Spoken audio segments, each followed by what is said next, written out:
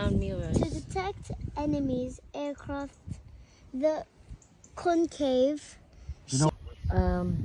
So yun guys, yan yung tawag doon?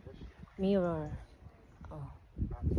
So kung may mga enemies na paparating like your airplanes, maririnig siya. So yan. Yan yun guys. Okay? So may mga history tayo nalalaman dito guys. So yan pala yung the sound mirrors. So yan guys.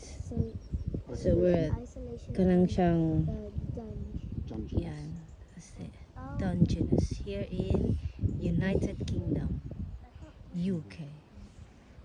So you can't get in there. So ayan.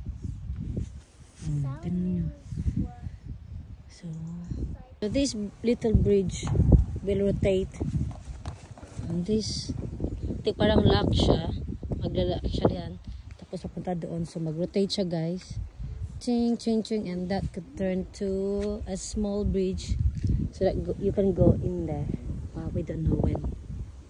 So yeah, that's the history of the sound mirrors.